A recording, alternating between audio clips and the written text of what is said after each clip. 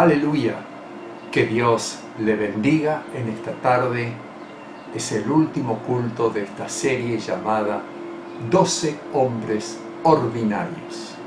En este día vamos a tratar el último grupo que incluye Judas Iscariote y pequeñas palabras que ilustrarían la vida de cada uno de aquellos 12 discípulos. Vamos a orar. Padre, gracias te damos por tu bendición. Gracias por tu mano maravillosa y por lo que tú estás haciendo. Padre, bendice cada vida, bendice cada corazón. Glorifica tu nombre, Padre Celestial, en estos momentos. Engrandécete, Padre. Glorifícate, Señor, en esta hora. Extiende tu mano de poder y tu mano de misericordia, Padre. Sea el poder de Dios obrando en cada vida, Padre, obrando en Argentina este año de 2025, bendiciendo cada corazón. Te lo pido, Padre, en el nombre de Jesús. Amén y amén. Aleluya. El último grupo. Vamos a leer el pasaje que fue nuestro constante en esta serie, Mateo capítulo 10. Usted recordará que hay 4 listas de discípulos en los evangelios. No figura en el libro de Juan, pero sí en el libro de Hechos, o sea, sería 3 evangelios y Hechos. Mateo 10, Marcos 3, Lucas 6 y Hechos 1:13. Dice Mateo 10, 1 al 4. Entonces, llamando a sus 12 discípulos, les dio autoridad sobre los espíritus inmundos para que los echasen fuera y para sanar toda enfermedad y toda dolencia. Los nombres de los 12 apóstoles son estos. Primero, Simón, llamado Pedro, Andrés su hermano, Jacobo hijo de Zebedeo y Juan su hermano. Es el primer grupo cuya cabeza es Pedro. Segundo, Felipe, la cabeza del segundo, Bartolomé, Tomás, Mateo el publicano. Recordarán que Bartolomé es Natanael. Natanael, Bartolomeo, Natanael el hijo de Ptolomai. Y luego Jacobo hijo de Alfeo, el tercero, Lebeo por sobrenombre Tadeo, y sigue diciendo Simón el cananista y Judas Iscariote, el que también lo entregó. Ahí tenemos la lista de todos los 12 discípulos. El tercer grupo, si el primero comienza con Pedro y el segundo con Felipe, el tercero con Jacobo hijo de Alfeo. Los integrantes del primer grupo son los más íntimos con Jesús. Se conocen entre ellos, son de la misma ciudad y son socios de la misma empresa, la empresa de pesca. El segundo grupo es menos conocido, sabemos poco acerca de ellos, siendo el que sobresale Mateo. En cambio, el tercer grupo, el que sobresale, y tristemente, es Judas Iscariote. El hecho de que son terceros y el hecho de que son casi nada mencionados no los hace menos importantes. Recuerden que Jesús le dijo: ustedes estuvieron conmigo, han sido fieles, yo les adjudico 12 tronos para que juzguen las tribus de Israel. Lo que premia, Señor Jesús, no es la magnitud del ministerio, sino la fidelidad a Él. Aleluya. ¿Qué tienen en común estos 3 grupos? Dejaron todo para seguir a Jesús. Estaban dispuestos aún a morir por Él. Aleluya. Fueron atraídos por la personalidad de Jesús, sus palabras, sus obras. Fíjese versículo 1. Primero eran discípulos, gente, ¿sí?, dispuesta a aprender en una escuela, colegio, universidad o lo que sea, usted va a notar siempre dos grupos muy definidos. Se nota más en las escuelas hasta secundario. Aquellos que van y aquellos que podríamos decir discípulos. Los que van no les importa aprobar o no, solo quieren que los aprueben. No les importa aprender. Pero hay gente que pregunta, que es callada o hace poco lío, figura en las clases, pero se los conoce por su rendimiento, por sus pruebas, por sus carpetas, por todo ello. De esa gente podemos decir, son discípulos. Los demás, seguidores, asisten a la escuela, por decir así.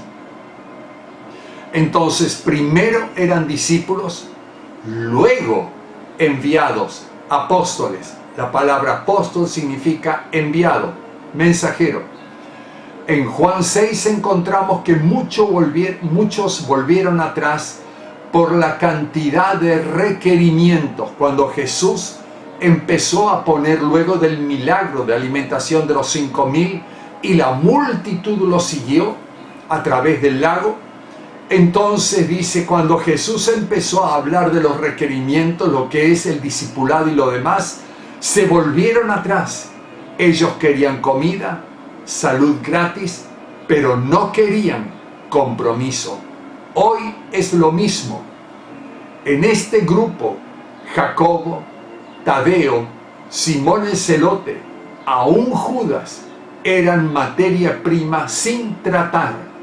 Necesitaban el proceso de santificación al que se sometieron, excepto Judas Iscariote. En la Catedral Nacional o National Cathedral en Washington, D.C., la capital de Estados Unidos, es una de las más grandes catedrales. En ella hay un pequeño cerco de madera, será de altura 60-70 centímetros, que separa el altar de donde se sienta la gente. Esas columnas, ese pequeño cerco está sostenido por 12 columnas, cada uno de madera tallada. Esas columnas que representarían a uno de cada uno de los apóstoles.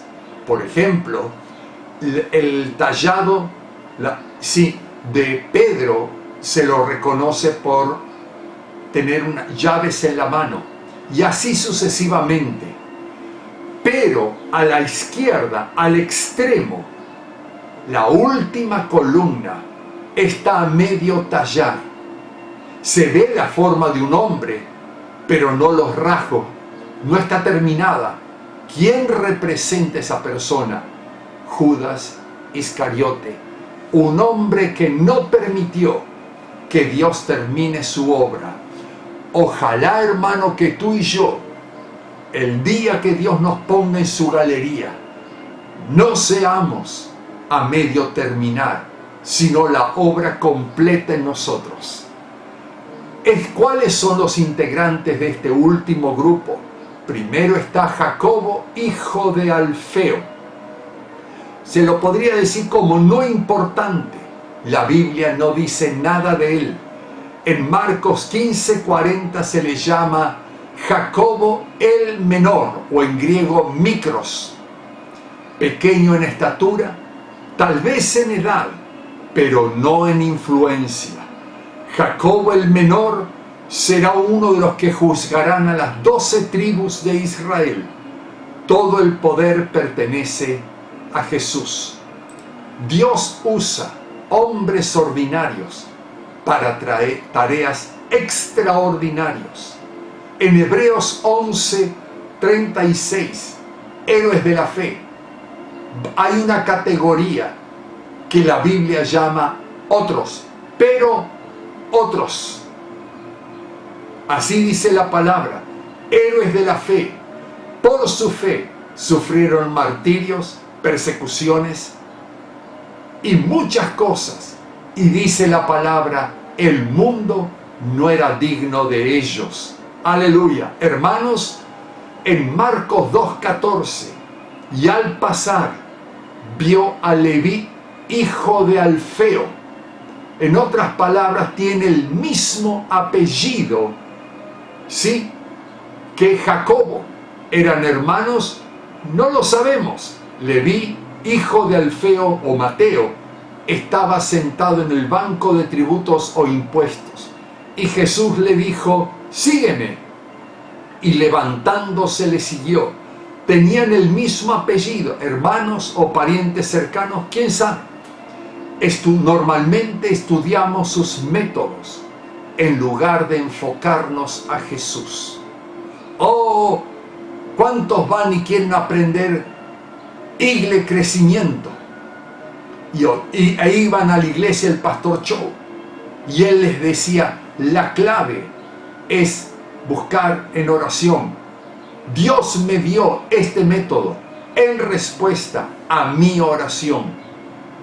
Busquen a Dios. Dios les dará la estrategia para ganar a sus ciudades. Aleluya. En la obra de Dios, lo importante no es el obrero, es el Espíritu Santo que hace su obra a través de vasos rendidos. Recuerde lo que decía Catherine Kuhlman, aquella gran mujer de Dios. Dios no busca vasos de oro, ni vasos de plata, ni vasos de perla. Dios busca vasos rendidos. El segundo de este grupo es Leveos o Tadeo. Mateo 10:3.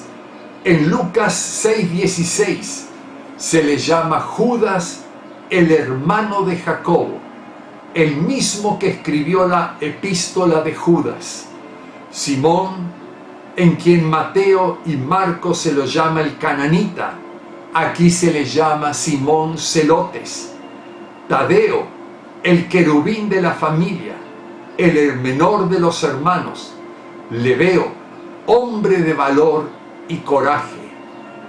Juan 14:21 dice: el que tiene mis mandamientos y los guarda, ese es el que me ama. Y el que me ama será amado por mi Padre, y yo le amaré y me manifestaré a él. Dios se manifiesta en el corazón de que le ama. En versículo 22 le dijo Judas, no el Iscariote: Señor, ¿cómo te manifestarás a nosotros y no al mundo? Habla de una manifestación física. Jesús es el Rey que reina sobre Israel y todo el mundo. Le está diciendo: ¿por qué no te manifiestes a todo el mundo? Tú eres el Rey. Su respuesta son las mismas palabras, versículo 23. Respondió Jesús y le dijo: el que me ama, mi palabra guardará, mi Padre le amará, y vendremos a él, y haremos morada con él. Sus manifestaciones son para aquellos que están sintonizados con él, ubicados en su página, como diríamos. Por ejemplo, un himnario para algunos es una pieza, una obra literaria, para otros basura, para otros una bendición. Él llevó el evangelio a Siria. Su símbolo con que se lo conoce es una masa, porque con una masa lo golpearon hasta matarlo. Simón el cananita, celoso por la ley, era una rama política o celotes del partido de los fariseos. Eran los que modernamente llamaríamos terroristas o freedom fighters o luchadores por la libertad. Se levantaron en contra de los romanos. Este grupo emergió durante la guerra de los cananeos, en ese periodo de tiempo de silencio de Dios entre Malaquías y la aparición de Juan el Bautista, en ese periodo de 450 años. Simón compartía con Judas Iscariote los mismos puntos de vista políticos. No es el instrumento, su calidad, sino el que lo ejecuta.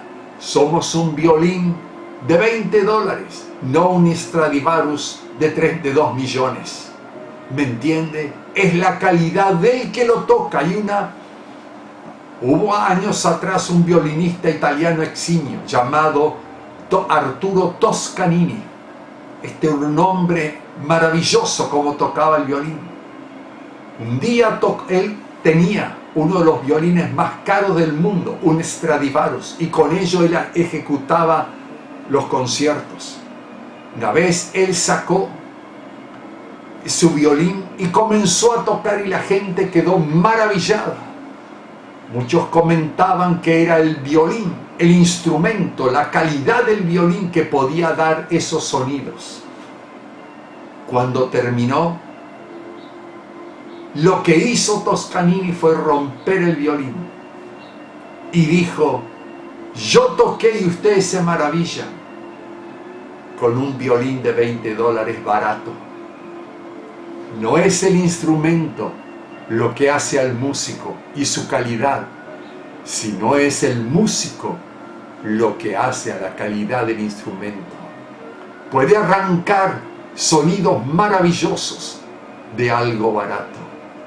Dios puede tomar tu vida que te consideras barato y arrancar sonidos maravillosos, hacer cosas que maravillen hasta los mismos ángeles de Dios. Aleluya, aleluya, ponte en sus manos. Judas Iscariote se vendió a sí mismo por 30 piezas de plata. En el Nuevo Testamento se lo menciona 40 veces, siempre asociado con la traición. Su nombre Judas significa el Señor guía, o alguien que es objeto de alabanza. Se le llama Judas Iscariot porque era de una ciudad de Queriot. La ciudad es Queriot, es el único que no es de Galilea entre los 12. Había una rivalidad entre la gente de Galilea y Judea. La gente de Judea consideraba a los de Galilea como ordinarios, campesinos. Ellos se consideraban más cultos. Es el único que no es de Galilea, el único discípulo. Su llamado no está registrado en los evangelios ni en la palabra. Fue atraído a Jesús como muchos que lo hacen. Permaneció con él más que otros, Juan capítulo 6. Fue atraído cuando todos le dejaron y quedó con los 12. Él permaneció.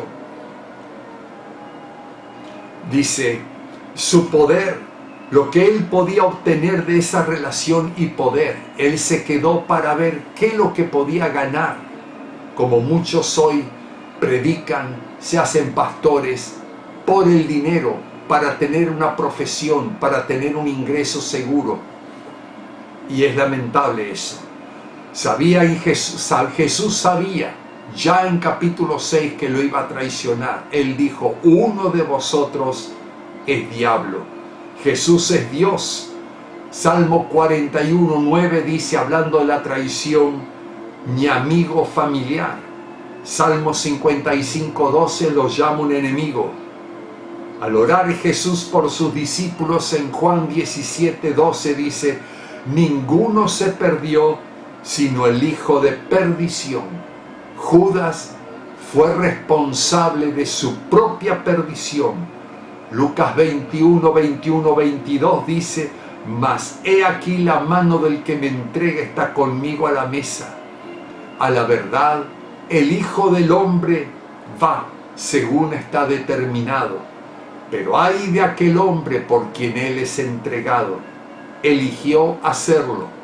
Él tomó su decisión y esa decisión determinó su futuro. Su traición de parte nuestra forma parte de la formación del carácter al atravesar traiciones. Como una vez escuché a Benny Hinn predicar y decir que cuando Dios llama a alguien a poner su mano sobre el arado, va a atravesar traiciones. Y él dijo, la traición es parte de la naturaleza humana. Acéptala y espérala. Aleluya. Y él dijo, Jesús eligió 12 y uno lo traicionó. Esa es la proporción. En Juan 12 lo vemos desilusionado con el grupo. Versículo 3, entonces María tomó 1 libra, como medio kilo, de perfume de nardo puro de mucho precio, y ungió los pies de Jesús, y los enjugó con sus cabellos, y la casa se llenó del olor del perfume. Es la primera vez que Judas se ve que abre su boca, y abre su boca para criticar. Tiene tanto odio en su corazón que no puede reprimirse más. Al ver que la vida de Jesús iba tomando el rumbo que él no quería, que no lo iba a beneficiar, empezó a llenarse de odio junto por el pecado de robo que él tenía. Ahora, cuando ve ese desperdicio, no resiste más, revienta. Y dice, piensa que perdió su tiempo estando con el grupo. Era un ladrón, el tesorero. Todo lo que no entraba en su lógica, él odiaba. Diablo, dice la Biblia que Satanás entró en su vida. Judas se fue de Betania y habló con los sacerdotes. O entronamos a Jesús en nuestras vidas, o lo traicionamos. Así de simple es.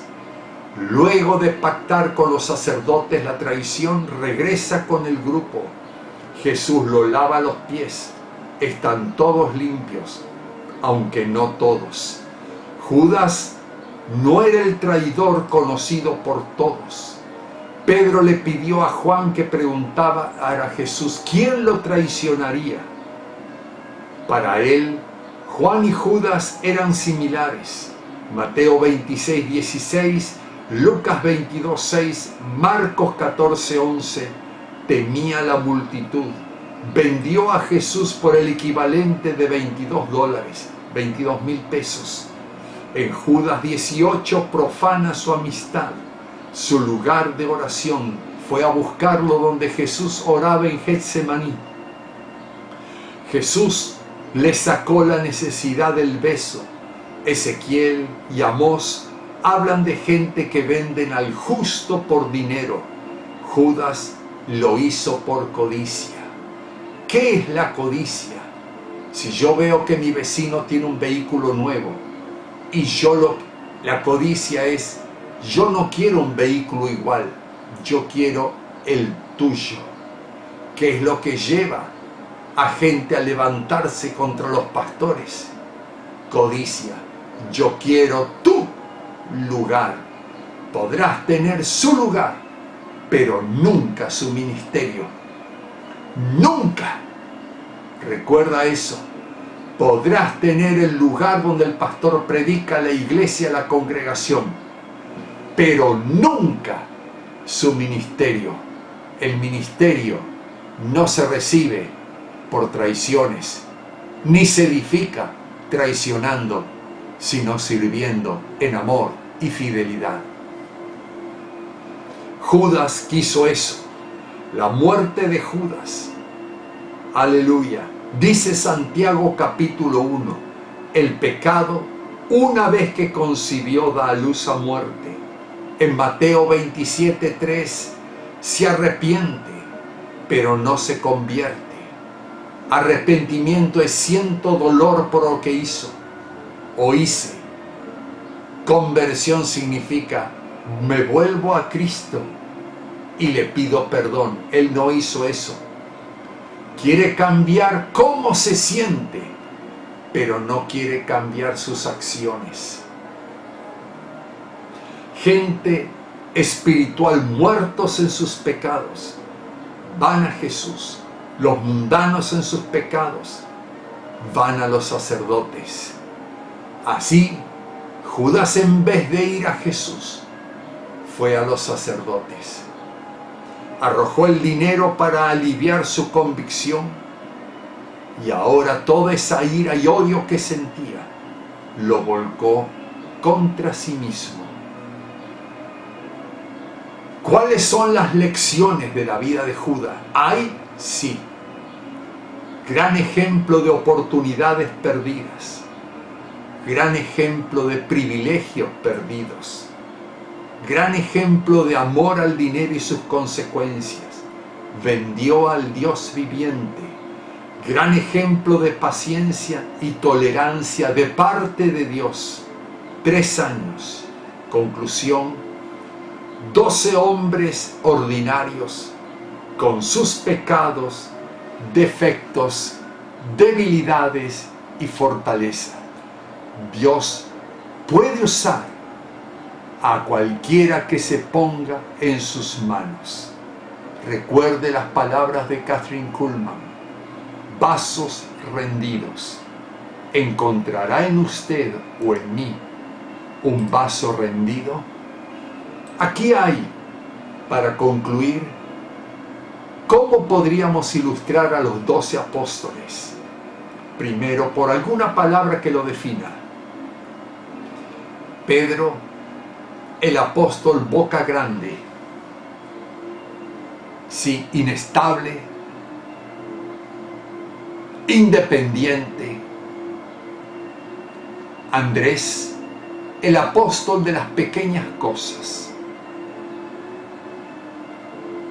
Sí, el cuarto del pequeño grupo, era el menos sobresaliente.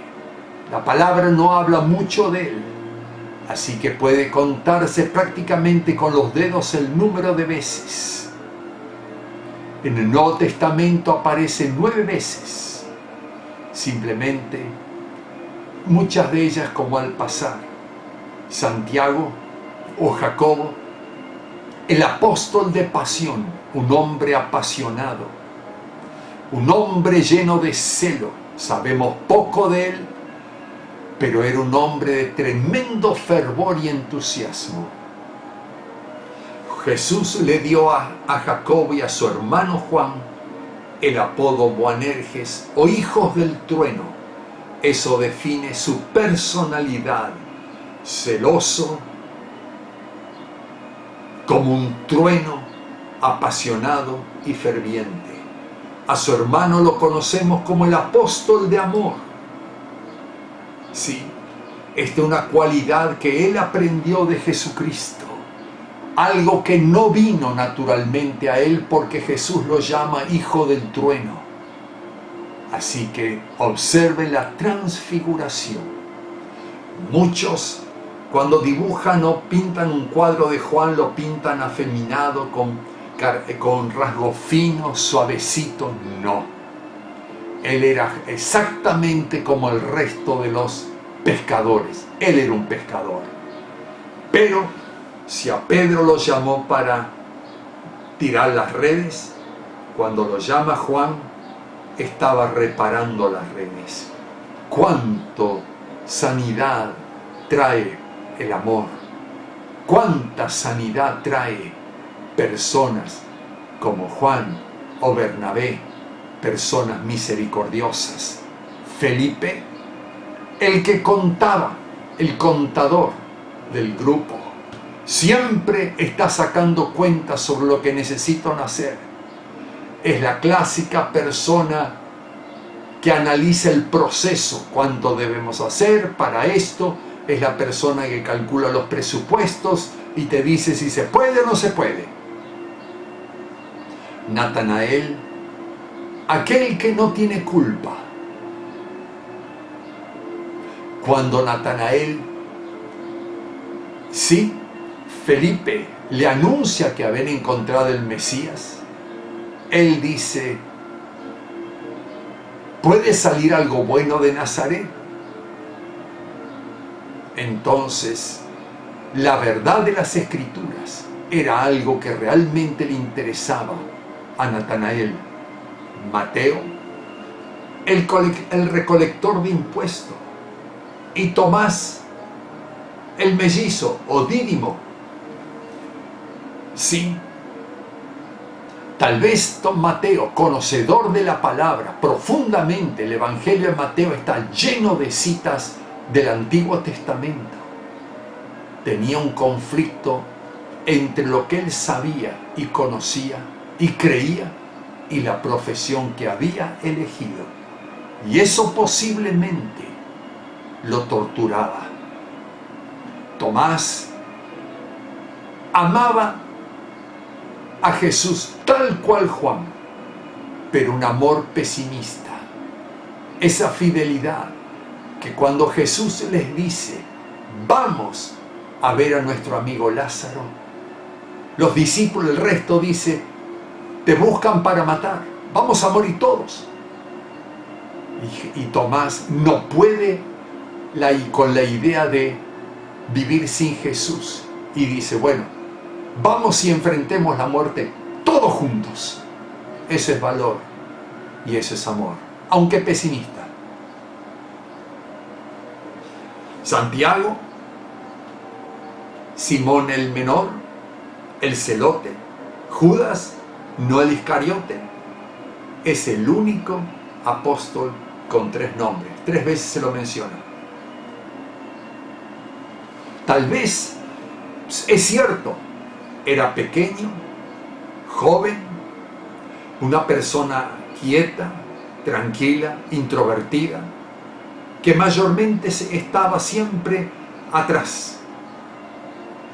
Eso es consistente con su perfil entre los 12. Sí, pero sin embargo, elige Jesús a un hombre como Simón, un hombre que descollaba por su personalidad, pero también elige a este hombre tranquilo, piadoso, amoroso a su Señor Jesucristo. ¡Aleluya! Este hombre amaba a Jesús así, porque sintió el poder de la salvación sobre sí mismo. Y luego finalmente Judas el traidor, ejemplo de lo que no hay que hacer. En la Biblia encontramos gente que son modelos de lo que hay que hacer en la vida o vivir, y hay gente que son advertencias de lo que no hay que hacer en la vida.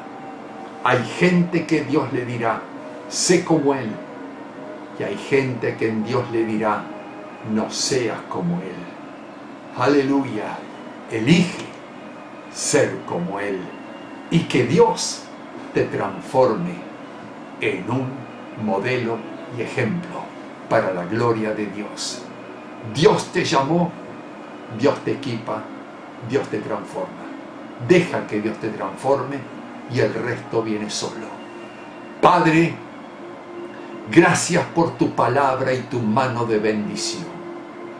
Gracias por el Espíritu de Dios en esta hora, por todo lo que hiciste, Señor, por haber tomado 12 hombres ordinarios, con pecados, con problemas, con debilidades, y los transformaste en 12 apóstoles, sobre los cuales descansó la responsabilidad de esa iglesia naciente, y con todas sus limitaciones permitieron que Dios use. Y ahora en este tiempo nos has elegido a nosotros, a cada uno que escuche esta palabra. Levántanos, transfórmanos, te lo pido en el nombre de Jesús, que 2025 sea un año de transformación, en el nombre de Jesús. Amén y amén.